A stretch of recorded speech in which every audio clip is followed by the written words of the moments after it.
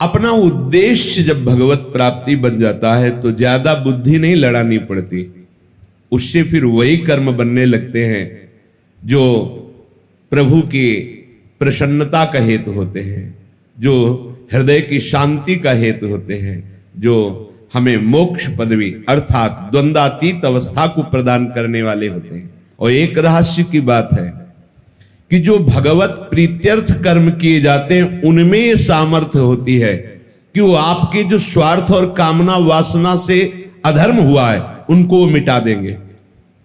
हित सजनी जो आचार्य स्वरूप में प्रकट होकर के बता रहे हैं, बिल्कुल सहज सरल भाव से अपने घर में गुरु प्रदत्त प्रियालाल को विराजमान करो। गुरु प्रदत्त इसलिए मनमानी प्रभु की छवि भी विराजमान करके आप उनमें भाव और भाव भरी उपासना पद्धति नहीं प्रकट कर पाएंगे, इसलिए गुरु प्रदत्त है। गुरु प्रदत्त उपासना, उपास्य देव मंत्र और जो पद्धति बताई गई है इसकी बड़ी महिमा है। मनमानी उपासना और गुरु प्रदत्त उपासना में बड़ा अंतर है। जो गुरु नाम देता है वो शबीज होता है, वो जगा हुआ होता है, उपासक के हृदय में जाकर के अपना प्रभाव दिखाता है, इसलिए गुरु महिमा है। आचार्य चरण कह रहे अपने घर में प्रियालाल को विराजमान करो, बहुत सहज कर्म बंधन से मुक्त होने का उपाय है। भले आप गृहस्थ हैं, व्यापार नौकरी जो भी कार्य करते हैं, घर में प्रियालाल को विराजमान करो। पहले हृदय में बात बैठा लो, इस घर के मालिक प्रियालाल, मेरा परिवार, ये भाव हटाओ, ये प्रियालाल के सदस्य और मैं इन सदस्यों सहित प्रियालाल का सेवक। बैठा लो, स्वामी नहीं, मैं इस घर का स्वामी, मैं परिवार का स्वामी, मैं परिवार को चलाने वाला। बस अब जो कर्म करोगे उद्देश्य गलत हो गया, अब ये सब बंधन कारक हो जाएगा। घर में प्रियालाल को विराजमान करने का मतलब है ठाकुर हुए प्रियालाल, स्वामी हुए प्रियालाल, हम सेवक और ये स्वामी के सदस्य। परिवार के जनों को अपनापन नहीं, अपनापन स्वामी में, सीधा हमारा स्वामी सेवक का संबंध और परिवार के सदस्य प्रियालाल के जन हैं। इस भाव से उनकी सेवा के निमित्त से जो भी कर्म किए जा रहे हैं वो तो सेवा है ही, पर घर में भी सेवा पद्धति का विस्तार करें। तांबूलम क्वचिदर्पयामि चरणौ संवाहयामि क्वचिन मालाद्यै परिमंडे क्वचिदहो संवीजयामि क्वचित कर्पूरादि सुवासितं क्वच पुनः सुस्वादु चाम्भोमृतो पायाम्येव गृहे कदा खलु भजे श्रीराधिका माधवौ। गृहे अपने घर में विराजमान कर श्री राधा माधव को मंगला से सेवा प्रारंभ करें।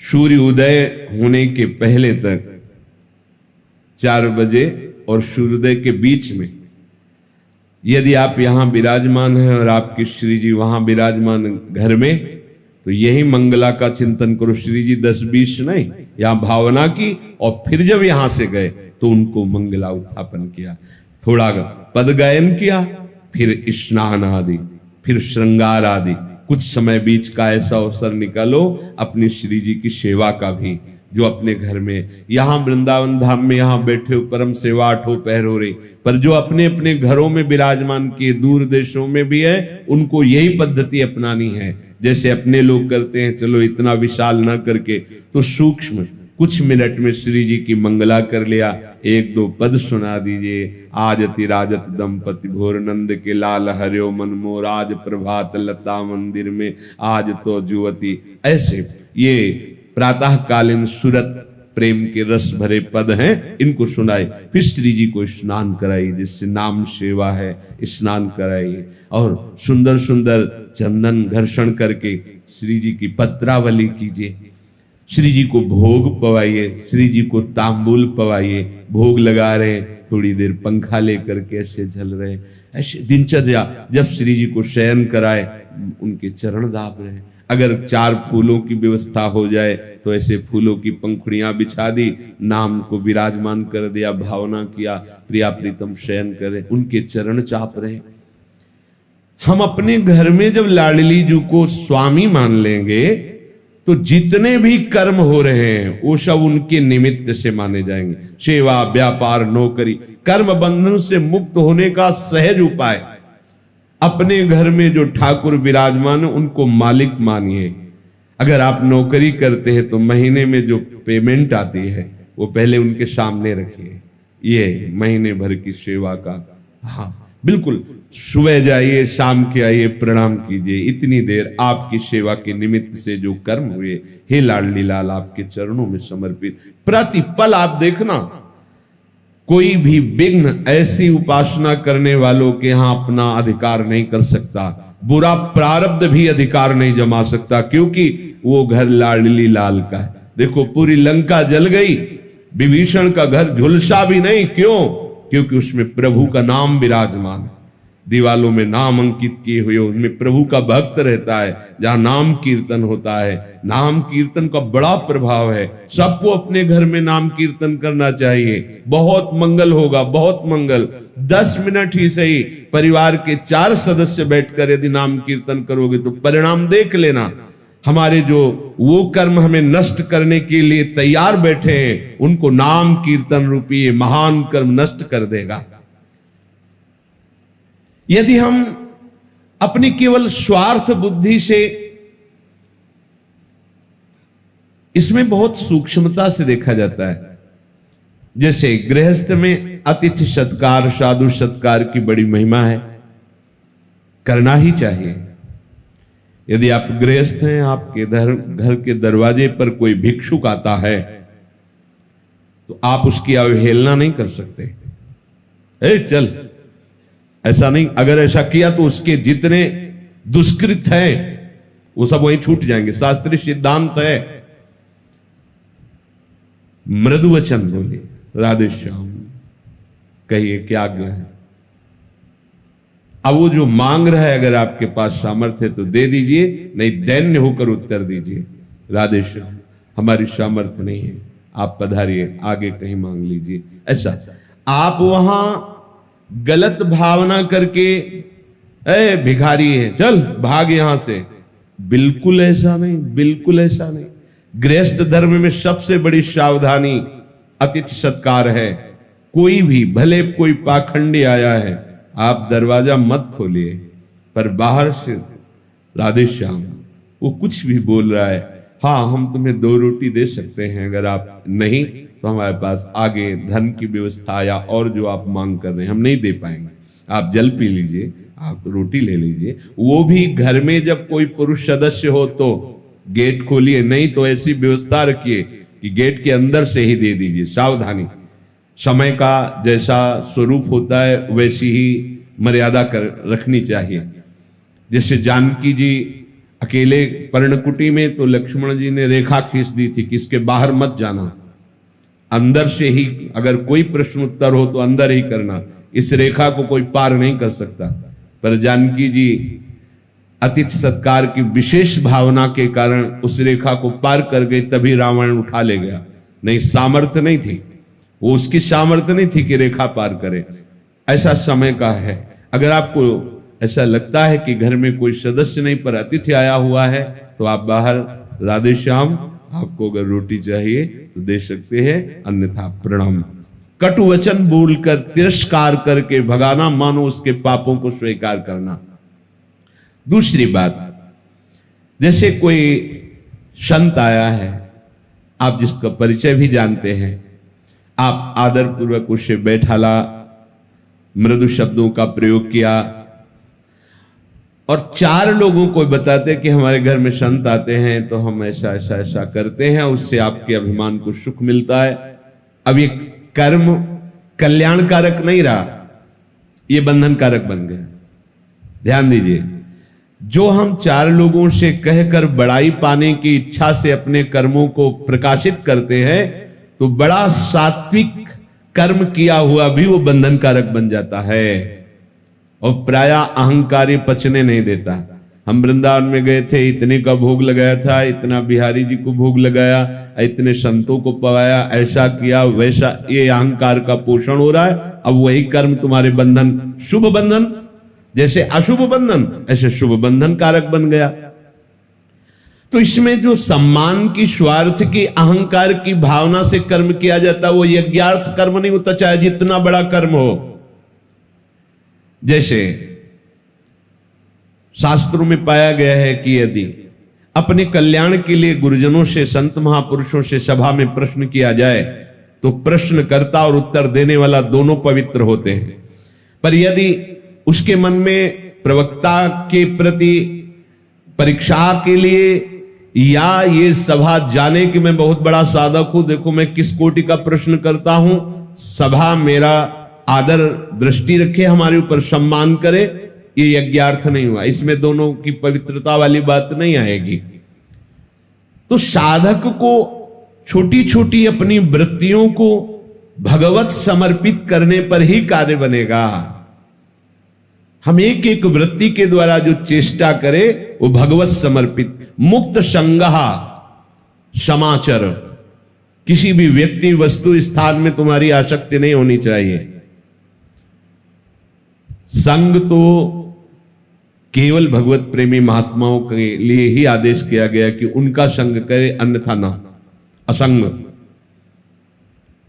एकश्चरण रहस चित्त मनंत ईसे, अगर संग की बात आई तो युंजीत तदवृत्ति साधु सुचेत प्रसंगा, जिनका चित्त निरंतर भगवत प्रसंग में रमण करता रहता है ऐसे साधुओं का संग करे, नहीं तो असंग रहे। जित संग दोषा तभी हो सकता है जब महात्माओं का संग हो, भगवत प्रेमी महात्माओं का संग हो और सबसे असंग हो करके भगवत प्रीत्यर्थ तत्सुख भावना से कर्म किया जाए, यज्ञार्थ कर्म किया जाए, तो बड़े आनंद पूर्वक जीवन व्यतीत करते हुए वो भगवान को प्राप्त हो जाएगा। आपके पास जो भी सामग्री हुई भगवत प्रदत्त है। भगवान कह रहे यदि तुमने उस सामग्री में हिस्सा नहीं लगाया तो यो भुंगते स्तेन एवशाह, वो चोर है, उसे मैं दंड देता हूं। ये मत समझो कि तुम्हें जो सामग्री मिली केवल आपकी ही है। जब रसोई में अन्न बनता, एक रोटी पहले गौग्रास बनती थी, अब कुत्ता ग्रास बनता होगा, गौग्रास तो बनता नहीं। कैसे? गौ है नहीं तो ग्रास कहां पाओगे? कहां गौ है? कैसा कलयुग का, जहां गाय मूत्र त्याग करती थी वो तीर्थों के समान पवित्र स्थान हो जाता था। गौ में धर्म वास करता है। पहला ग्रास जो थाली प्रभु को गई, इसके बाद पहली रोटी गौ के लिए निकाल, एक रोटी लेकर के हमने देखा है छत में जाकर तोड़ करके डाल दिया कौआ चिड़िया आदि के लिए। फिर वो दरवाजे पर निकल कर खड़े हुए कि कोई अतिथि, कोई संत महात्मा, ऐसा 1 मिनट इंतजार, प्रत्येक दिन ऐसा करना। 1 मिनट देखा कोई नहीं, फिर प्रणाम करके उसको प्रसाद को पाया। जो भी तुम्हारे पास संपत्ति है उसमें हिस्सा लगाना पड़ेगा। जैसे किसान आदमी, बड़ा पाप होता है किसानी में, बहुत से जीव मरते हैं, बहुत से कटते हैं जीव। देखा अब खुरपी से निकाल रहा है, कितने जीव ऐसे कट जाते हैं। केचुआ है, बड़े कई प्रकार के जीव होते हैं जो कट जाते हैं, वो सब अपराध, हिस्सा निकालना। जैसे कंडा है, चूल्हे पे लगाया और उसमें चींटी, लाखों चींटी उसमें अंदर बैठे और वो ध्यान नहीं दिया, वो सब जल गई। इसीलिए ये जो पहले पद्धति थी निष्पाप होने की, अब उसका कोई ध्यान ही नहीं, क्योंकि वो चूल्हा ही नहीं है, किसमें हवन करे? गैस का समय, गैस सिलेंडर का, और तौल के आटा आया हुआ है, और उसमें 4 रोटी बनाने की सामर्थ्य तो है नहीं। आजकल के नए बच्चे बच्चियां होटल का पसंद करते हैं, बना के भोग लगा के पाना पसंद नहीं करते हैं। हाँ, वो बैठे नौकरी से आए, भोजन लाए नहीं, आप फोन से कह दो तो होम डिलीवरी आ जाएगी घर में। सब धर्म कर्म चौपट होते चले जा रहे हैं। जो सामग्री को अपनी मांग करके भोगता है और उसे भगवत सेवा, गौ सेवा, अन्य सेवाओं में अर्पित नहीं करता है, वो चोर है और चोर को दंड मिलता है। जब अपने को किसी पे गुस्सा आए तो दया करो, ये आसुरी भाव है। जब इंद्रियों की भोग विलासता बढ़े तो दमन करो, और जो तुम्हें प्राप्त हुआ है उसका हिस्सा लगाओ। तभी वो यज्ञाशिष्टासिनः, जो यज्ञ का बचा हुआ भाग है वो तुम्हें निष्पाप कर देगा और भगवत प्राप्ति के मार्ग में बढ़ाएगा। अगर जैसे आप कुटिया बनाए हुए हैं और कोई संत आता है ऐसे समय में जिस समय भोजन नहीं है और आपसे याचना करता मैं भूखा हूं, कर्तव्य है तत्काल आप उसके भोजन की व्यवस्था कीजिए। आपने कुटिया निर्माण किया है, यदि आप फुटपाथ पे रहते मांग के खाते, उस समय भी यदि आप रोटी सामने रख के पाने वाले ही हैं और कोई कह दे कि मैं भूखा हूं तो आपको दे देना चाहिए, यह आज्ञा है। अगर आपने कह दिया कि भोजन का समय तो खत्म हो चुका, भोजन नहीं मिलेगा, आपको अपराध लगेगा। आपने इतनी बड़ी कुटिया बना रखी है, आपके पास व्यवस्था है और भूखा कोई आया है तो आप मना कर देते हैं, भगा देते हैं, तो आपके ऊपर अपराध लागू हो जाएगा, आपको दंड भोगना पड़ेगा। ये सावधानी रखनी पड़ेगी पक्का। आपने सुविधाओं को एकत्रित किया है तो उसे ऐसी अवस्था में ना नहीं कर सकते। वैसे जैसे सब संत सेवाई चल रही, आपका प्रसाद पाया, पवाना शुरू हुआ, आप बाहर निकल के खड़े हैं, कोई खड़ा है कि मुझे भोजन मिल जाएगा क्या, परिचय जानने की जरूरत नहीं, हाथ जोड़िए, मानसिक प्रणाम कीजिए या पंचांग प्रणाम कीजिए, बैठा लिए और उसे छक के भोजन पाइए। अगर आप ऐसा विधान नहीं रखते तो आप पाने का अधिकार नहीं रखते। पक्का समझ लीजिए, इसमें कभी भी त्रुटि नहीं होनी चाहिए, चाहे वो गृहस्थ हो चाहे विरक्त हो। जो विरक्त कुटिया बना सकता है उसके पास संग्रह है। अगर अन्न का संग्रह, अर्थ का संग्रह है तो प्राप्त सेवा का तिरस्कार करना अपराध माना जाएगा। उसमें ये नहीं चलेगा तो आप लेट हुए, नहीं, पुनः रसोई निर्माण करो और 4 रोटी बनाकर श्री जी को अर्पित करके उसको पवाओ, तभी इस सुविधा का सदुपयोग माना जाएगा। रसोई केवल प्रभु के लिए बन रही है, ये भावना करो। अपने लिए रसोई नहीं बनती। भुंजते ते त्वघम पापा ये पचंत्यात्म कारणात्, वो पाप खा रहा है और वो दुर्गति को भोगेगा क्योंकि तुम्हारा अधिकार नहीं। तुम सोचते हो मैंने कमाया है, उसमें हिस्सा है। पहले आप प्रभु के भोग की भावना से रसोई अमनिया करें और शुद्ध रसोई रहनी चाहिए। ये जूठे अनूठे जैसे ये सब, ये कम से कम जो वैष्णव हैं, जो भगवत भाव वाले हैं, आपके फ्रिज में ऐसी बोतल नहीं होनी चाहिए जिससे ऐसे लिया पिया और फ्रिज में रख दिया। बिल्कुल सावधान। ये बहुत छोटी बात लगती है लेकिन यही छोटी बात आपकी उपासना को रोक देगी, उपासना में बाधा पहुंचा देगी। ऐसे तो जल उस बोतल से पियो ही मत जो फ्रिज में रख, निकालो, श्री जी को अर्पित करो या नाम लेकर के, तब स्वयं एक बूंद पानी अमनिया मत पियो, मान लीजिए।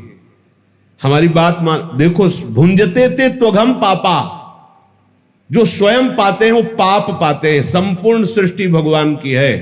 जो भी मिला है तुम्हारा पास पदार्थ वस्तु, वो सब सेवा के लिए मिला, भगवत सेवा के लिए मिला है, यज्ञ के लिए मिला है। यज्ञ शेष का जो प्रसाद पाते हैं वो संपूर्ण पापों से मुक्त हो जाते। परंतु जो केवल अपने लिए पकाता है, अपने लिए सब कर्म करता है, वो पापी लोग पाप का भक्षण करते हैं। अब आप समझिए, गरम गरम रोटी बनती जा रही, आप लेके पाते जा रहे, नहीं, सिद्धांत तो नहीं। पहले श्री जी बोले नहीं, हमारे यहां उसमें जाते हैं, ऑफिस में जाते हैं, तो तुम्हें पता है ना कै बजे जाते हैं, तो आप 30 मिनट पहले रसोई तैयार क्यों नहीं कर लेती? पहले भोग की थाल निकालिए, श्री जी के पास पधराए, फिर उनको बैठा लिए, नाम कीर्तन कीजिए, उनको पवाइए। अगर ऐसा नहीं तो आपका जीवन पाप में, भगवान कह रहे भगवद वाणी भुंजते ते त्वघम पापा, जो यज्ञ शेष अर्थात भगवद अर्पित किया हुआ प्रसाद पाते हैं, वो संचित प्रारब्ध और क्रियमाण तीनों को नष्ट करने की सामर्थ्य रखता है। देखो, पाना भी है और साधना भी बन गई। कैसे अपने लोग हैं हम, अगर कोई फल लेते हैं, सब्जी लेते हैं, कोई भी पदार्थ वस्तु लेते हैं, हमें पहले भावना करनी है ये श्री जी के लिए अच्छा रहेगा, ये ठाकुर जी के लिए अच्छा रहेगा। लेकिन आज की भावना क्या है, वहीं लिया वहीं खड़े खड़े खाया, अपने लिए हर चीज देख रहे हैं, अपनी रसेंद्री जनेन्द्री इंद्रियों के सुख के विषय, इसीलिए दुर्गति हो रही है। इसलिए ना तो साधन समझ में आ रहा है, ना परमार्थ समझ में आ रहा है। सावधान हो जाइए। हमारे लिए केवल प्रसाद है, कुछ भी अमनिया नहीं होना चाहिए, ना वस्त्र, ना सैया, ना भोजन, ना जल, कुछ भी नहीं। तभी आप जो महात्माओं को गति मिलती है, आप गृहस्थ होते हुए भी उस गति को प्राप्त कर लेंगे। बहुत बड़ा महत्व है। यदि आप धर्म पूर्वक पवित्र कमाई का उसका विभाग कर देते हैं, ये अतिथि के लिए, संत के लिए, गौ सेवा के लिए, पक्षी सेवा के लिए, ये परिवार के लिए, तो वो धन, वो अन्न आपको स्वस्थ रखेगा। बुरा प्रारब्ध जो आपको, एक खून की जांच कराने में 10,000 रुपए लग रहे हैं, ऑपरेशन हुआ लाखों रुपए लग रहे हैं, तैयार हो, आपको कोई परेशानी नहीं। लेकिन वही प्रारब्ध आपका किसी अन्य बीमार की सेवा में थोड़ा हिस्सा लगा देने से, कोई भूखा है उसे भोजन दे देने से, कोई ठंडी में कांप रहा है उसे वस्त्र दे देने से, वो आपका बुरा प्रारब्ध नष्ट करके स्वस्थ रखे, वो अच्छा। या धन भी नष्ट हो और कष्ट भी भोगो तो वो अच्छा। पर आज का प्राणी वर्तमान में इतना भोगाशक्त है कि वो त्याग शब्द जानता ही नहीं। वो अगर कहीं कुछ दान देने की भावना भी आती है तो वो चाहता है कि पूरी मीडिया में हमारा प्रचार प्रसार हो, सोशल मीडिया जाने कि कोई भारत में एक दाता है हमारा। एक पंखा देगा तो पंखुड़ी में नाम लिखवा देगा, पूरा पता लिखवा देगा, कि होगा क्या, क्या होगा। ये बहुत सूक्ष्म बात है। आप जो भी सामग्री आपके पास है उसमें हिस्सा लगना चाहिए। अगर हिस्सा नहीं लगाते हो तो जबरदस्ती छीन लिया जाएगा, दैवी विधान आपको परेशान करके छीन लेगा। तो आपके प्रारब्ध और कर्म तो बकाया ही रह गए और कष्ट भोगना पड़ेगा। और यदि आपने उसे हिस्सा लगा दिया तो वही आपको स्वस्थ रखेगा और कर्मों को भी नष्ट कर देगा।